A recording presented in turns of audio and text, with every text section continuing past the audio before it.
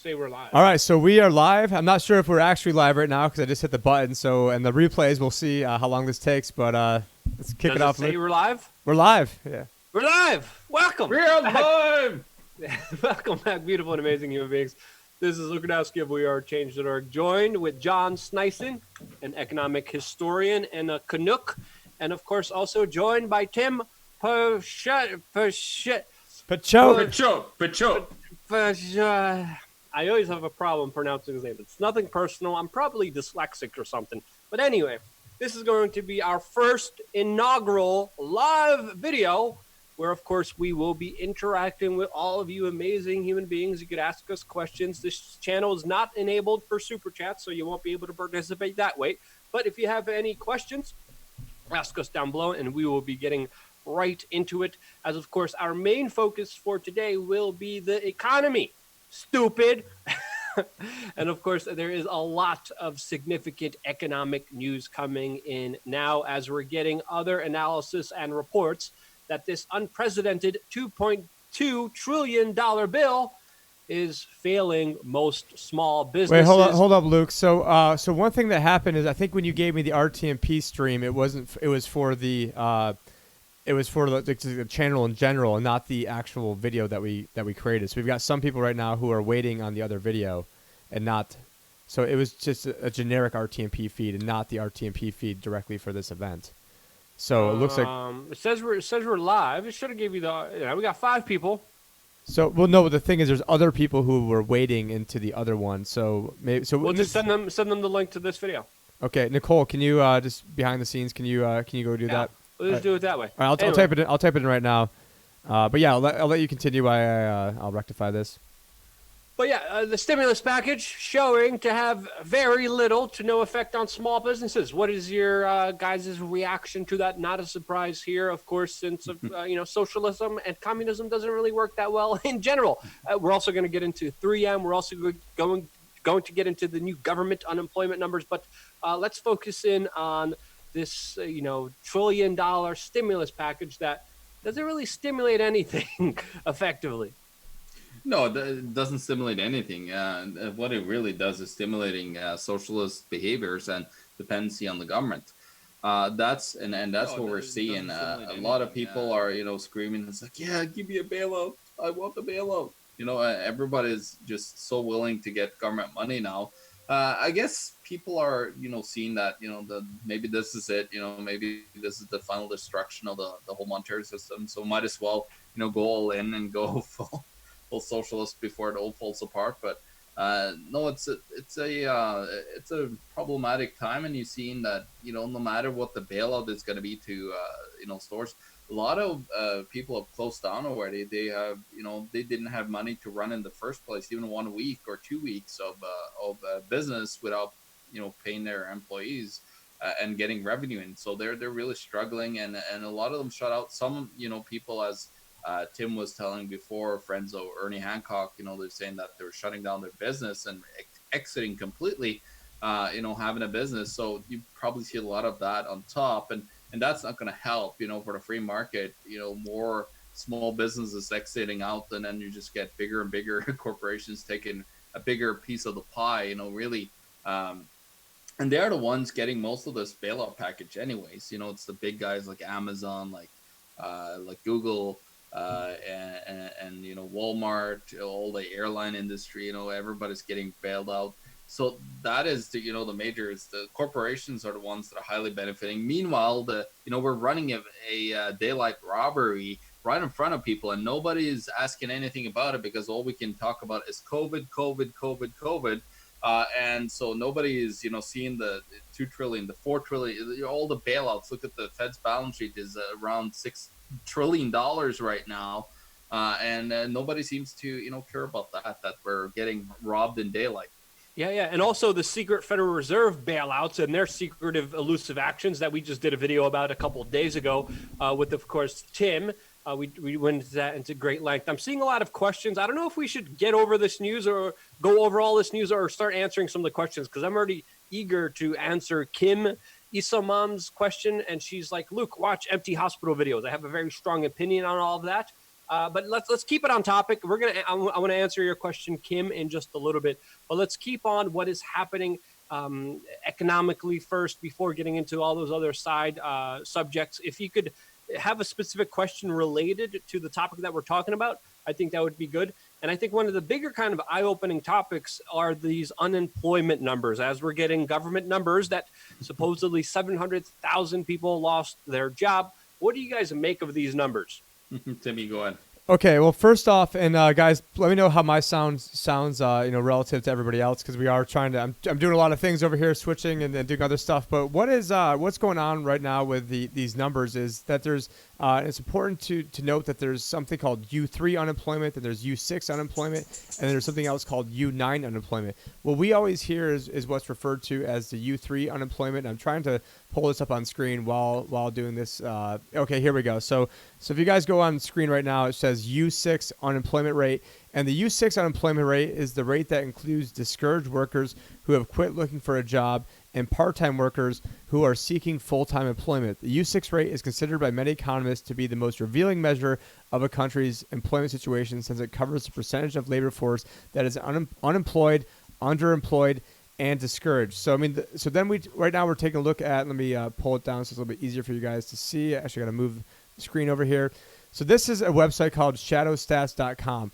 What ShadowStats does is what ShadowStats does is they try to give a good indication of what the actual real economic data is, and I'm trying to move my screen. You know how it was actually measured in the first place. Yeah, and what's important to know here is I'm trying to reconfigure things over here, is that they have changed the ways that they have measured these numbers throughout the years. And so these are not apples to apples numbers, but the U3 is the government's, the most rosy scenario of things. Even that's, not doing very well these days. The U6 is, like we indicated before, is a much broader definition. And so even the official U6, I'm just eyeballing this here. It looks like it's heading towards, 8 or 9% right now and on its way to 10. Vertical hockey stick, like we've seen also for the debt. And then the other number, which would be the U9 number, which is going to count just an even broader segment of people. And then when you take let's for instance, you've been, a lot of people don't realize this, if you've been unemployed for a certain amount of time, you don't count as being unemployed anymore. So in the in the 80s that used to be the case, and then now that's not the case. And so when Trump was taking a victory lap and all these numbers, he knew that these were fake numbers. If anyone who saw my Anarchizona or Anarchapulco speech, and the Anarchizona one was given, I believe that was like March 31st of last year, and it was on how this was not the greatest economy ever. And I used 19 different quotes in there from Donald Trump where he was saying this is the most phony fake number that's ever been invented. He also said, I've heard the real number is closer to like 42%.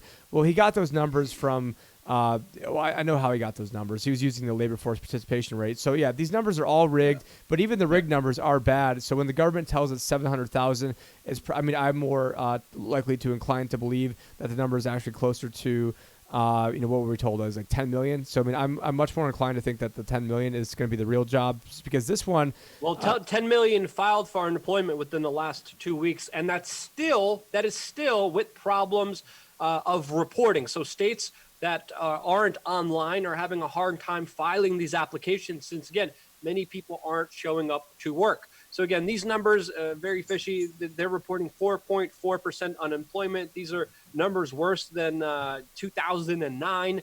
And again, when you look at what's happening just out there in society, in major cities, just being totally locked down, you could see restaurants, you could see small businesses, you could see mom and pop stores just being eviscerated. And of course, the major conglomerates, the huge corporations, Amazon, CVS, Rite Aid, they're going to have a hard time, but they're not going to be put underwater like all the other small and middle-class families out there that are being devastated. Meanwhile, Donald Trump is pumping his chest, and the Federal Reserve is pumping and printing money, just giving full support, socializing, the losses to these 0.01% butt munches. Family-friendly show. We can't curse here, but that's the way I see it. If you guys disagree with me, let me know why. John, I think you wanted to jump in there too. Yeah, no, they have a direct. These corporations have a direct credit line to the Federal Reserve, basically, with the new, programs that they have through the special purpose vehicles and so on. So they're heavily benefiting from these crises, and that's what I said. Always been saying, the corporations and the big banks, they are the ones that are win here, and they're the ones that are playing the game and writing the laws for everyone. So if we continue to, bow down to this government, we're going to just get bigger and bigger corporations. And, suddenly we'll sit there with monopolies and everything. And then we wonder, oh, what happened here? It's like, just wait until the big wave now are starting to come out. I don't know if you and Tim talked about, the first gigantic bankruptcy in the shale oil sector, that it's the first warning sign that is coming out.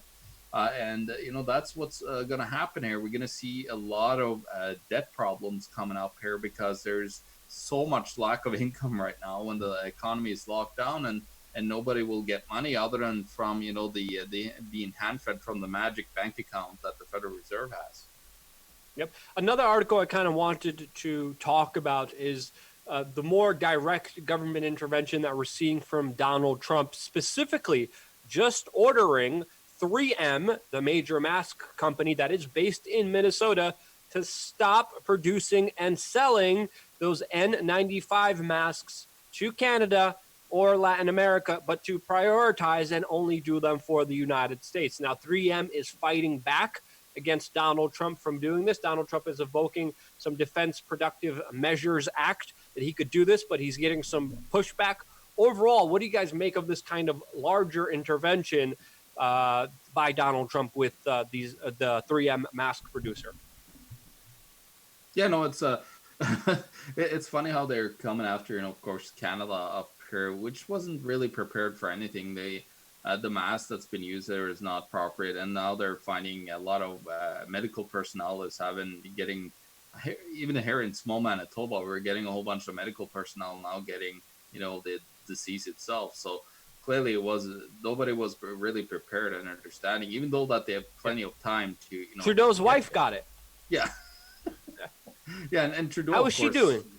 I don't know. She's probably hanging out with Rothschild and everybody else over there in his mansion, doing who knows what they're up to. But it's these guys are just a whole bunch of criminals. And actually, Trudeau, he tried to put in a measure that gave the government unlimited amount of power to spend as much money as they wanted, and to tax everybody as much as they wanted without the consent of our parliament. So they tried to push that in, and then they got caught, red-handed, putting that, totalitarian measure there, which is ridiculous. But that's, what it comes down to. You got the two crazy. You got the Trump, kind of borderline fascist guy on the one side, and then you got borderline communist here in Canada. So, it's pretty funny how they clash over each other, these collectivists' thoughts, Except is it even borderline at this point? I mean, when you have $6 trillion, it's steroided. Yeah, it's actually on steroids. No, you're right. And eventually, Twitch Evolve has a comment for us, and it is saying between you and me, Zoom is leaking data, maybe by intention. Winky face. There's been a lot of news about Zoom as well, as they're facing an inquiry by the federal government. And one of the head guys of Zoom also was accused of just selling his stocks. Again, that shouldn't be anything new. Again, a minor crime compared to. Well, the other thing that was going on, stock related. It's funny because I've got the other screen up. It's like on a delay right now, so it's weird. But so the other thing that's going on is that there's another company that has like a ticker symbol that's like Zoom, or it might be ZOOM or ZOM, and people were confusing that with the other Zoom, and so they saw that stock. So that stock just went like hyperbolic, just went absolutely stupid, crazy high. And so then I know the either SEC or NASDAQ, whoever it was, I put a halt on that trading of that stock. But yeah, now a lot of people are making, they are doing some stuff to leak data. I actually have my settings go to this encryption mode. So there are some encryption modes within Zoom. But then there's also people that are idiots and have no idea how to use it, or they're just using it now for the first time and haven't been using it for 5 years like myself. So they're going and there's, like a teacher is going and sharing it, and then one of the kids is going in there on the stream and then, yelling profanities or putting porn on there. And, so that's just during online classes.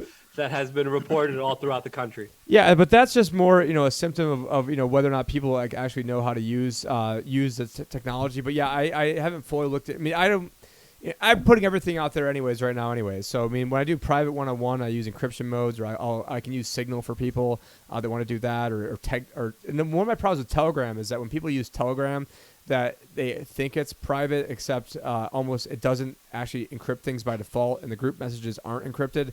So that's one of the. There's nothing that's perfect, and I think. And there's nothing that's private that's online. People need to realize that. Also, maybe we could even do like a call-in show where random people could kind of call in. I think we would have to do it on DLive because we're probably going to get a lot of people who are trying to prank us. Or we could do it on Discord. So like what Free Talk Live does is they have different call-in rooms, and then so they have a Discord room, and then you could, if somebody's trying to spam us, we could just kick them out of there. Or I think it would be cool to do like a video call-in show. I think that would be cool too. But we got another comment by Official Blasphemy, and he says, when you print too much money, cash, you either go full commie or go fash.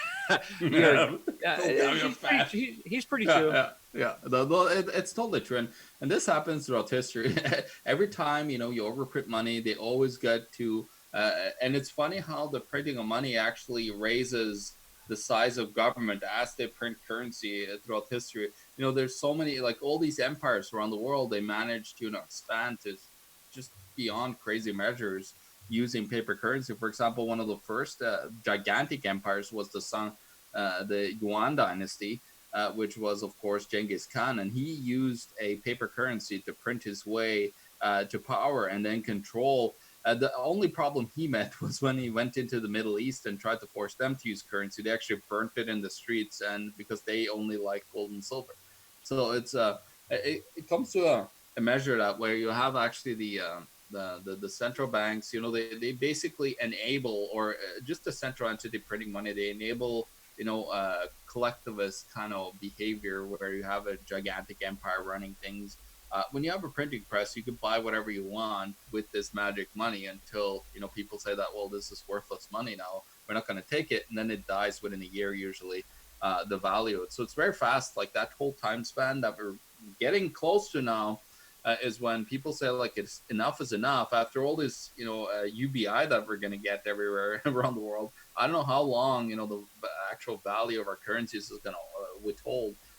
And you're going to get those riots on steroids that we had before the coronavirus crisis. It's so funny how this came in and then suddenly all the protests in Hong Kong, France, everywhere, now it's completely illegal to, even some places like Germany, two people out, more than two people out at the same time is illegal. So it's just getting crazy. But it comes to the end of this currency printing scheme always that, people will just leave the currency and then the currency becomes worthless because nobody's using it.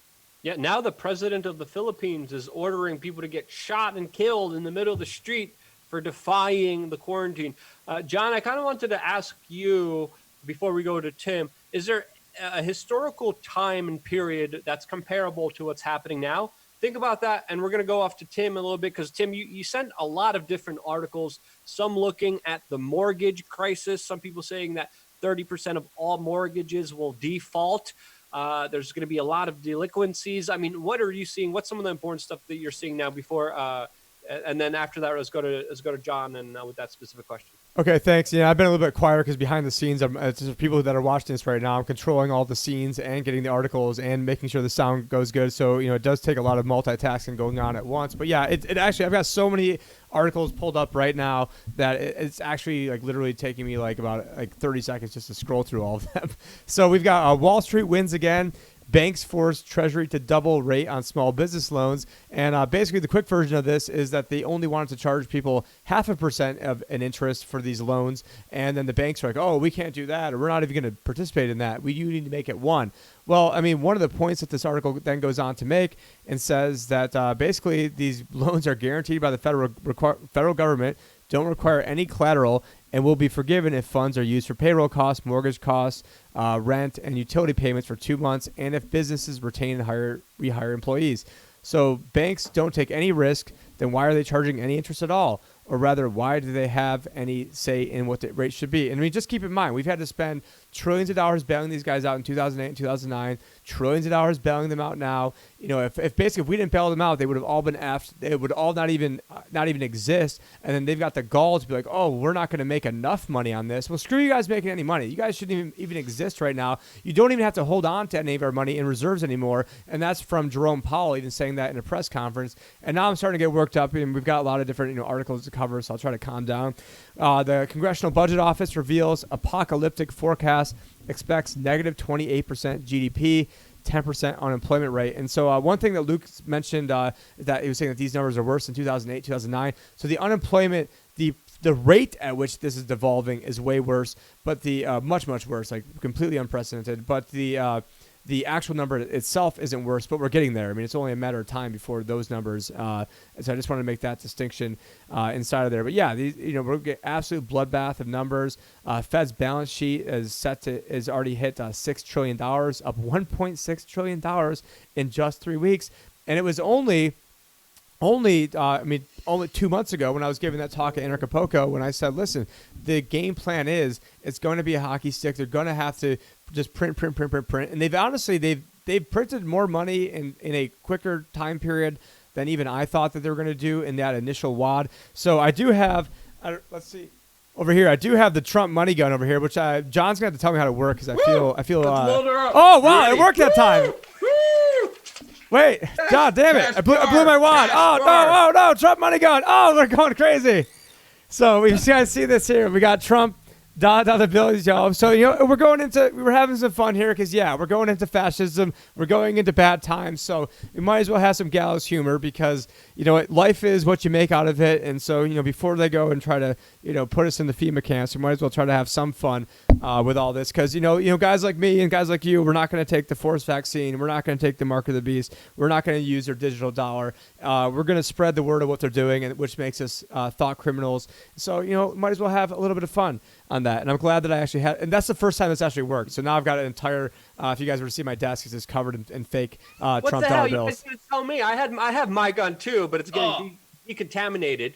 I don't want any, what the hell? Whatever, it doesn't matter. We got a question by Realizer Network. He says, quote, I understand you have lots of Canadian friends, Luke.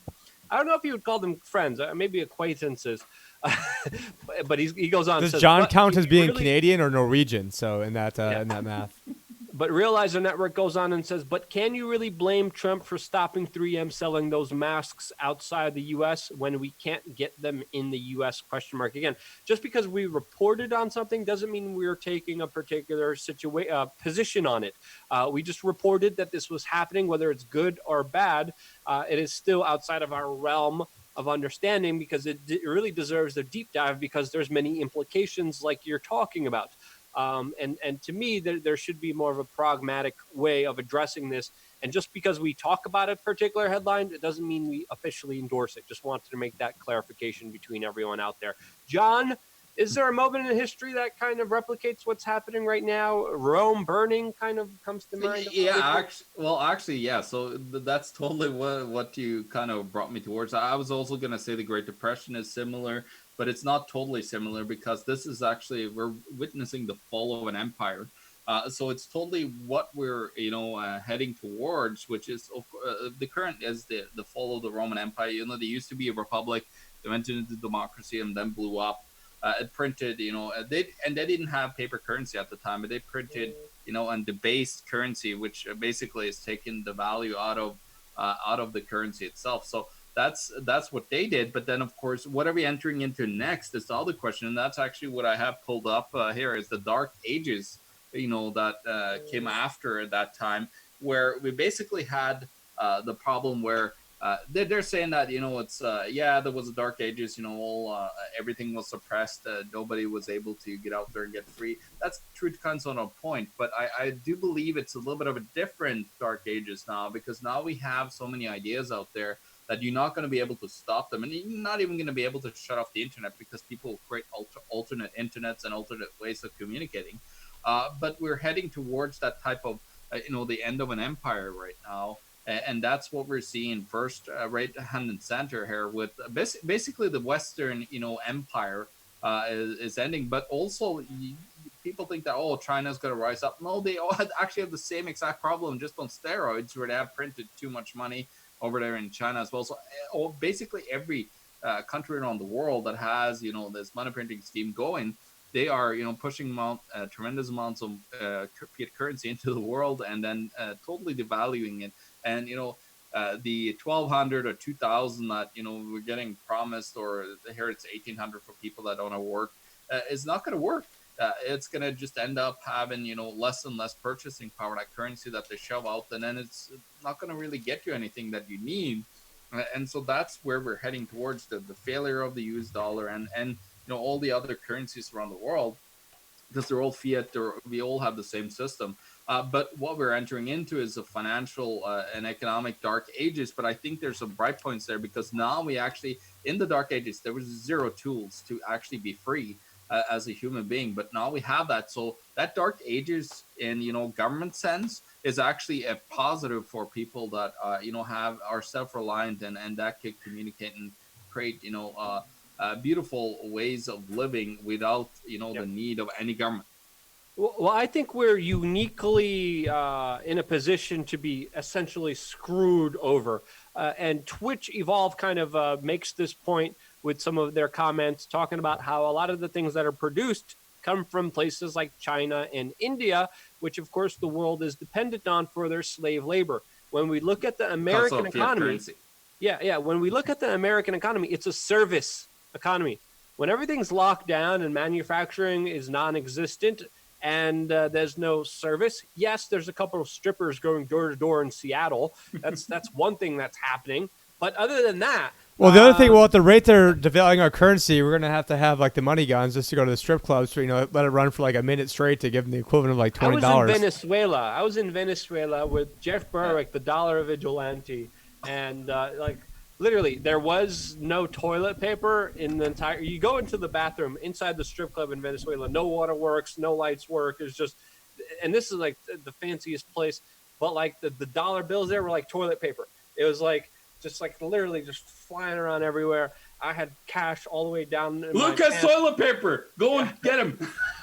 Yeah, I mean, the currency there was so devalued, and I just had a whole book bag full of it. And the professional ladies working there, and we did it for our fixer. Our fixer never has been to a gentleman's club, as we call it, and he had the time of his life.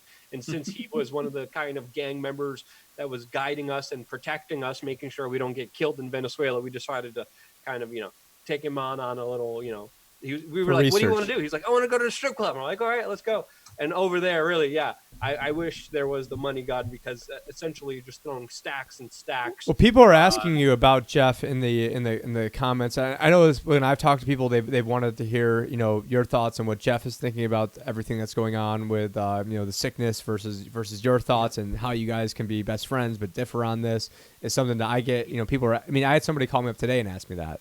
Yeah, and we're not a-holes. That's the thing. You could be friends with someone and not completely agree with him on every little thing. I mean, we learned from each other by communicating with each other. I do believe he has been wrong on some instances. I do message him when I think he's wrong. I think there's a lot of disinformation out there. I think there's what? Flat Earth.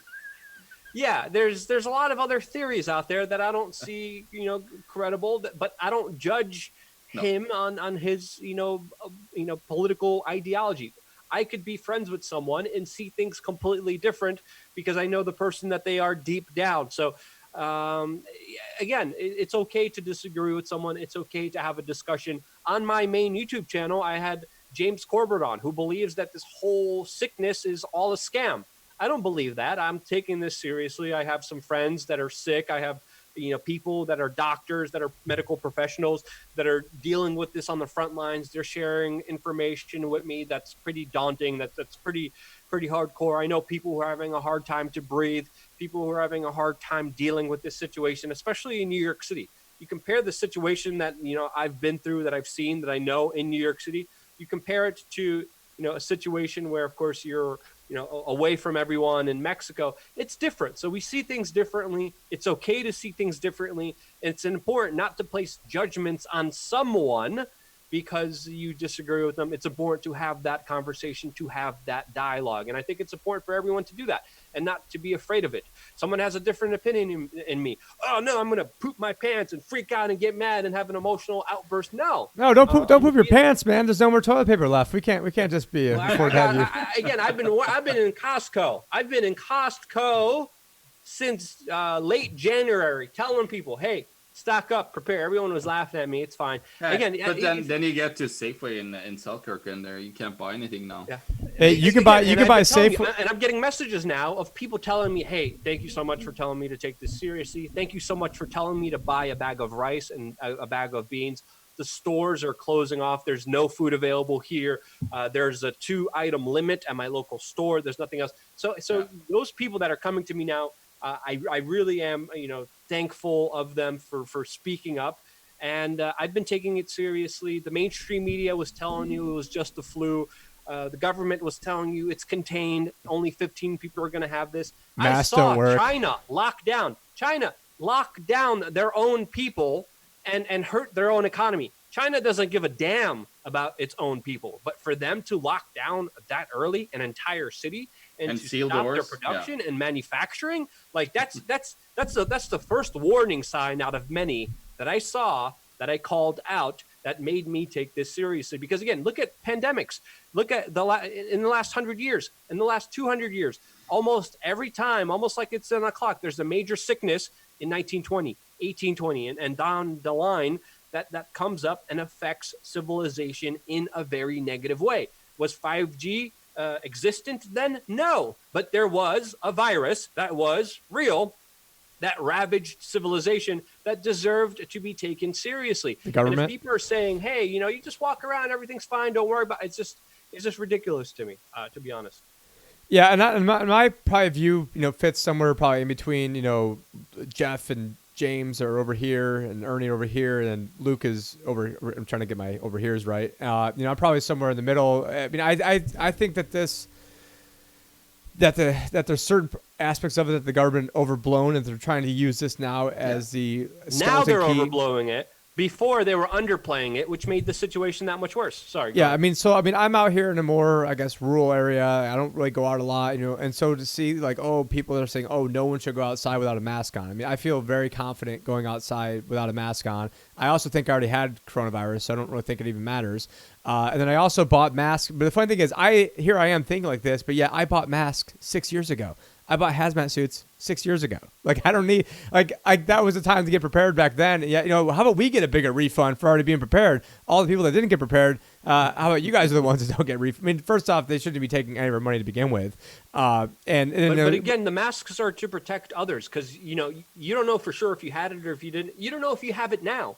In Italy, they've done citywide tests, and they found that more than 50% of people had this thing, didn't know it, passed it on to older people or people who were immune compromised, and they got sick from it. And this is why Italy was so ravaged. And again, when everyone's talking about this 5G thing, again, well, Italians, you also have 3 generations living in the same household. You've got a lot of hugging, lots of kissing. Yeah. They're sharing meals. But so does Japan. So does Japan. I don't know if you've ever been to Japan and Hong Kong, but people are living on top of each other. But in those countries, people wear masks.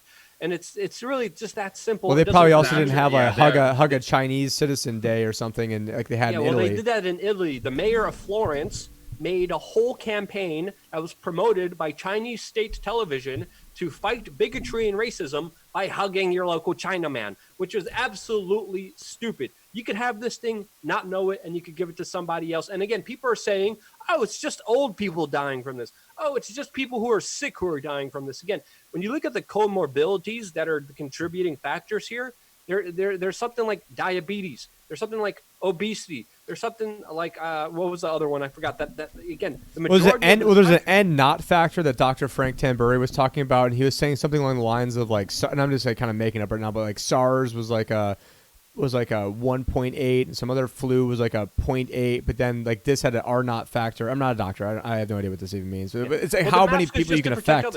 Yeah, how many other people you can affect, and then according to these models, it's because of the R naught factor of 4, I think meant that you'd affect 386 billion people, billion with a B. Obviously, that's more people than are on Earth. So yeah, so now this is being used as a skeleton key. I think the much bigger problem is the fact that everyone else who's freaking out. I mean, I'm not that worried about myself getting sick or other people around me getting sick right now. It's just I'm more worried about the government coming in, not like they've already done this. So I mean, it's old news by now. In using this to rush and everything. When we're speaking of toilet paper and crap. I mean, let's maybe now segue into other crappy ideas. So we've got on screen right now, Bernie Sanders is proposing $2,000 monthly cash payments until the end of the coronavirus crisis. And so, as you can see here, everybody gets $1,000. And it says this proposal comes in the wake. Yep, this comes in the wake of a proposal from former Senator Bernie. Woo! Bernie. Woo-hoo! It must be so strange for Bernie Sanders to be out-socialized by Donald Trump. Well, unfortunately, John, I didn't have you up there, so the people saw you blow your wad too early, which I think is what the Federal Reserve. Woo! Bernie, go Bernie, Team Bernie. Actually, oh no, so that was Trump. My fault. Okay, yeah, yeah. Yeah, that definitely was Trump. But yeah, no, it's just insane that the pace of everything over here is devolving. It's just it's even. I mean, obviously I'm a very hard guy to surprise in any of this stuff, and even I've been surprised at the rate at what this stuff is going. Oh, and speaking of rate at which things are going, here comes the next crisis. Up to 30% of all mortgages will default in biggest wave of delinquencies in history. And who knows? And the thing that also sucks about this, I mean, I sold my house. Almost exactly 2 years ago, because I bought it at the exact market low. Thought, hey, I don't want to be holding on to this home and have it get, lose all those gains. So I sold it. Now I've pissed away a whole bunch of money in rent. And now what's going to happen is I should have just stayed in that home because everyone's going to get bailed out no matter what. And then so the guys who are making moves, not that I'm trying to profit off disaster, I'm trying to help people prevent from getting their own personal financial life getting personal disasters. But this is not a free market anymore. It's not been a free market for a very, very long time. But it's just absolute crap that people that have been taking on risk, people who got over leveraged. Now I do feel a lot more sympathy in this circumstance because it was the government who was encouraging people to get into the stock market at the all-time highs. The government that was encouraging all this malinvestment, and the government that then shut down their businesses. Yeah, no, it's the government coming in and manipulating markets up in the first place, and then of course giving people money for doing that behavior. So they're basically making you do a terrible thing, but then enforcing it by then giving you actually money for your terrible mistakes. They're not in a real free market economy or real life. If you make a mistake, it's terrible, it sucks, and you learn from it, you lose money from it.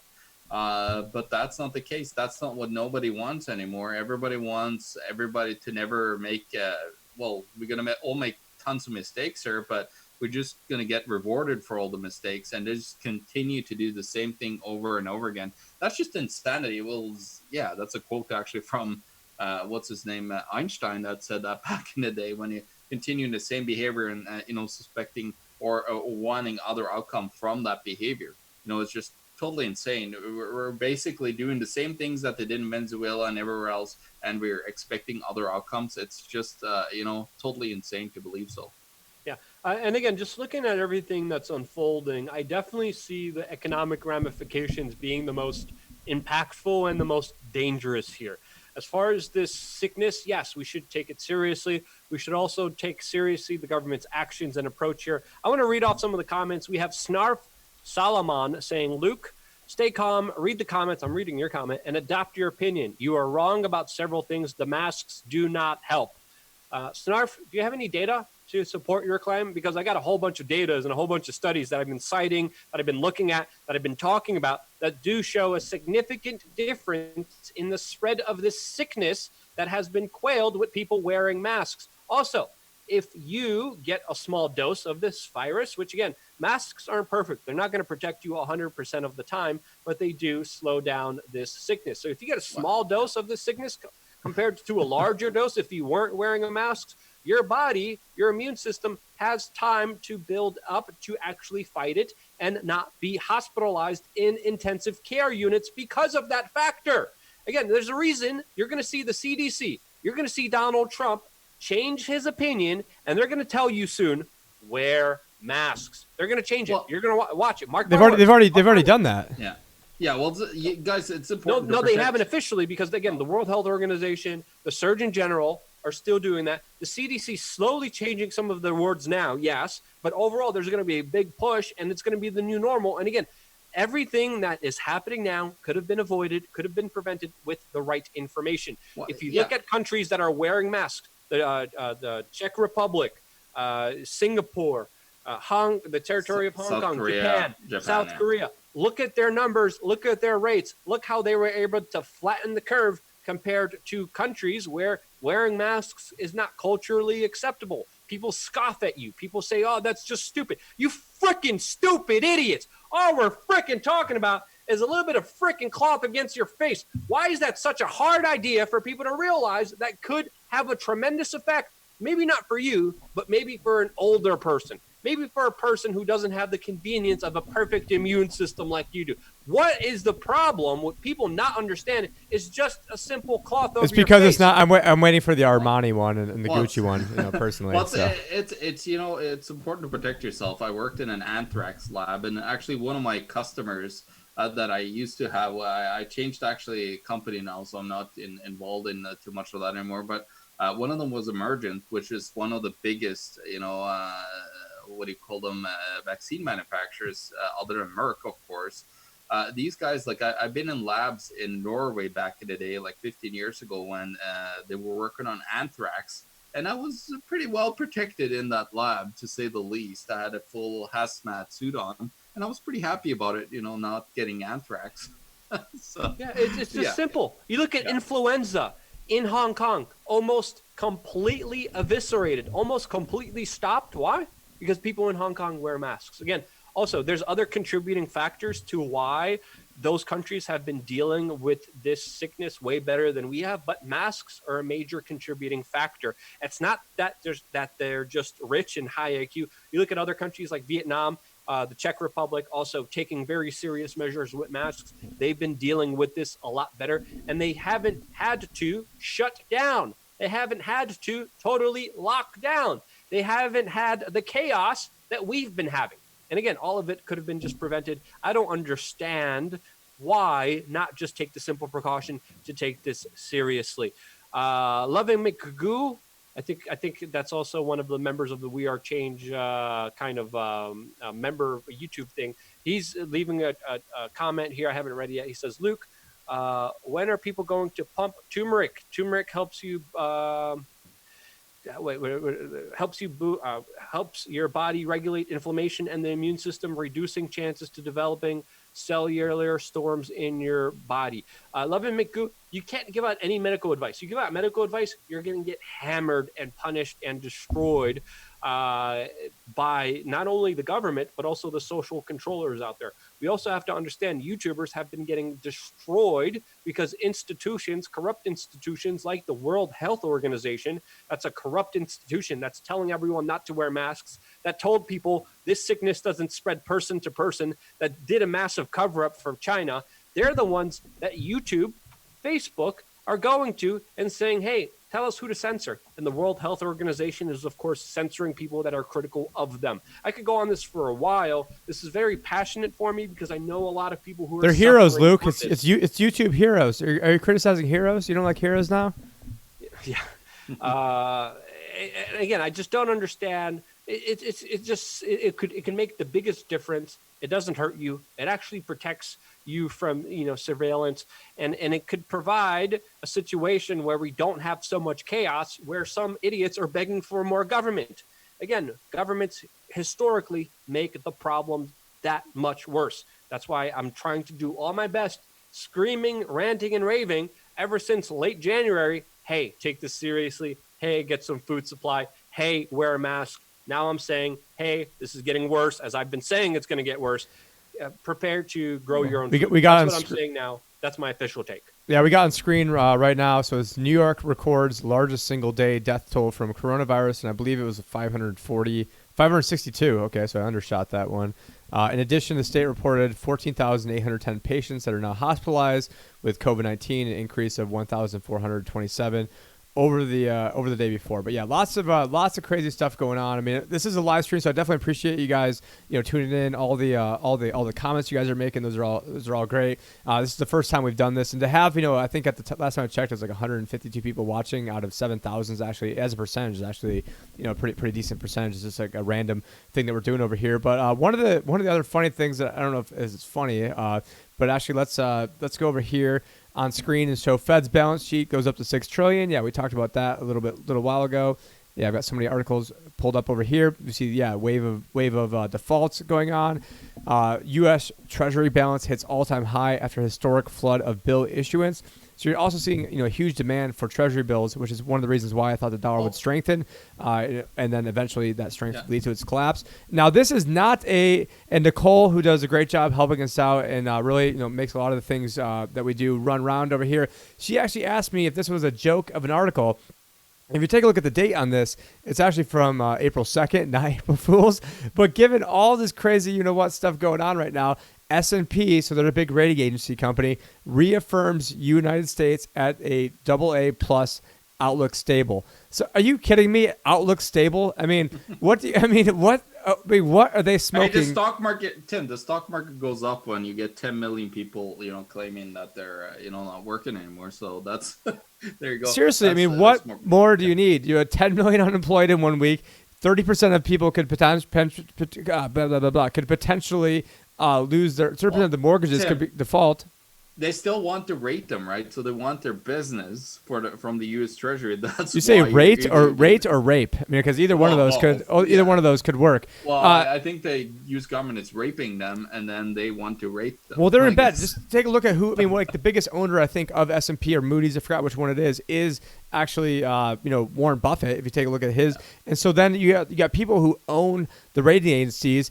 And then those people that own the rating agencies also own other companies, and then those companies, and even if they don't own them, let's say if you're paying them, a boatload of money to give a rating, and all of a sudden you get a bad rating, and they're gonna be like, you know what, fine, we're not gonna pay you, we're gonna go over to Fitch, or we're gonna go over to Moody's.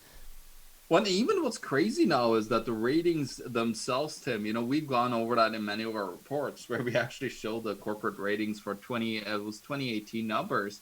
And it just shows that, it's basically almost 90% of all ratings is BBB or lower, which BBB is basically just above investment grade. So, his pension funds could dabble in them or whatever.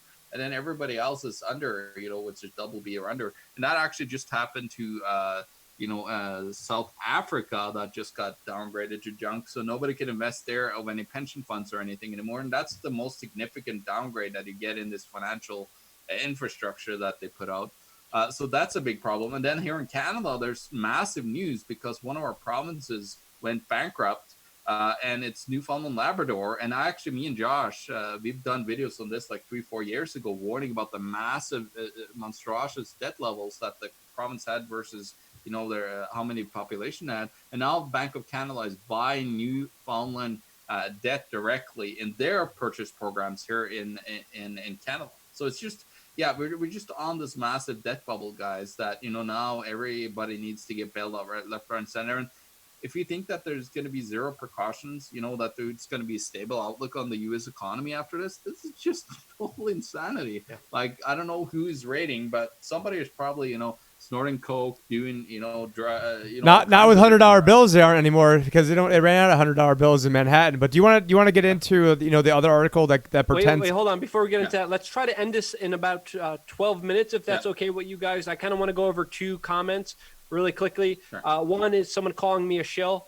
Like, okay, got any facts or data behind that? You could have you look Jewish. Yeah, again, I get that a lot. I get Putin's son a lot. Bill Maher's son as well. It doesn't matter. You could throw them at me. My positions haven't changed. I'm not calling for government. I'm not calling for tyranny. I'm not calling for. Well, hey, when can I meet Putin? But what I'm specifically calling for is for people to be responsible for themselves and to take precautionary measures, being respectful of their family members and of people in their community. That's all I'm calling for. You don't like that, that's your problem. Also, Wuhan was not the first 5G city. It was Shanghai. There's so many incorrect facts here. People talking about 5G. Again, my goodness, please, facts and the truth matters. My allegiance is always to that and to always helping people as much as I can, not towards being liked. If I want to be liked, I could talk about, fairy tales and flowers and puppy dogs and all this other stuff that you want to hear about, how all of this is fake and all of this doesn't exist. And you would like that, because the news right now is not comforting. It's not settling. It's not. Let's and I could bullcrap you and tell you it's all a lie, it's all a plan, and try to make you feel better for a little bit. But guess what? That's not the truth. My allegiance is towards the truth, not just being, liked by some random person who's calling me a shill. That's the first comment. Second comment is Ewok3, and this person is asking, will the $1,200 check to Americans cause inflation? That's the question we got from Ewok3. YES, 100%. Of course it will. That's good. You're literally shoving money into the economy and expecting no inflation. People are going to spend that on things most likely because saving it is, near zero.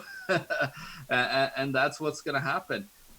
I just want to say one quick thing before that. It's like 5G in itself that they're talking about getting rolled out now everywhere. No, it's not 5G. It's just like, it's actually even below the frequency of your router right now, the 5G that is getting rolled out now. So that is total fraud as well, saying that 5G is getting rolled out. And you work in electronics. I mean, you want to give people your background on that?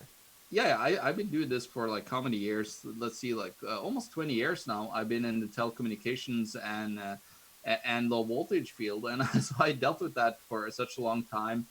And of course, my body is still fine, but there is certain things, because I have hypertension, EMF hypertension. So I do feel I'm more worried about if you live close to a high voltage line, 44 kilovolt transmission line.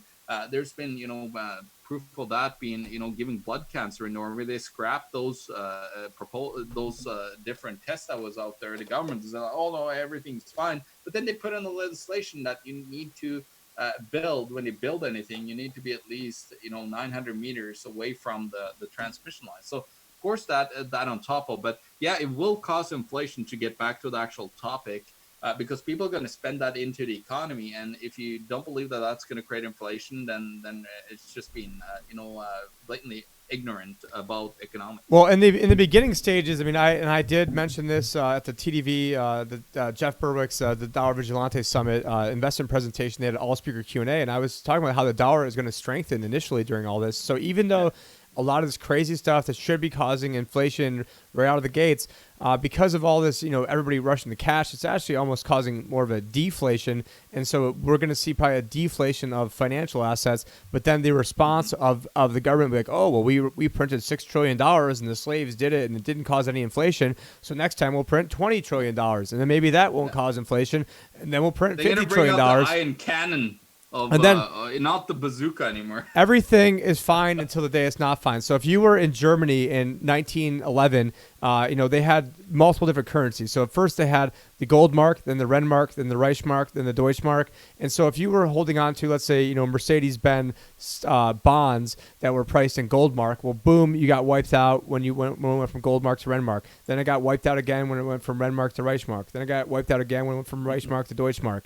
But if you're holding on to a stock, then that stock then got repriced into different currencies, and that stock, Mercedes-Benz, is still around today. So that's one of the analogies I like to use. I also like to point out that, right around 1911, their stock market was probably between, 100 and 300. And then you go by 1921, their stock market was around 21 million. And by 1922, their stock market in Germany was 27 million. Now, it's not because things were going great, obviously, during World War I and post-World War I. It was because their currency lost value. But things are always great. Yeah. It's always great until one day it's not great. And so just like if you are a turkey, it's always great until one day it's Thanksgiving, and there you go, and there's the oven. So, it's, right now we're all, basically waiting to become that turkey on Thanksgiving, because this is, just insane. But, we did have, this is what the article I was referring to before on screen is that, South Africa got downgraded to junk by Fitch. So at least that's one.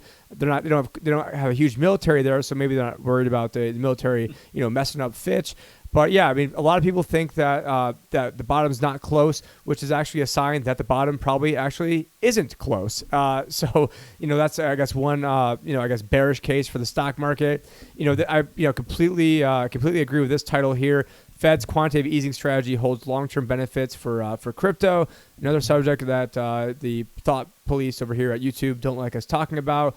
110,000 restaurants set to close permanently. The New York State unemployment fund will be solvent in 2 months. If you guys have a question about this stuff, you guys just hit us up and we'll go back real quickly. I'm just making sure we get through these. Some in U.S. may not get stimulus checks until August. And then, of course, if Bernie Sanders handed everybody $2,000.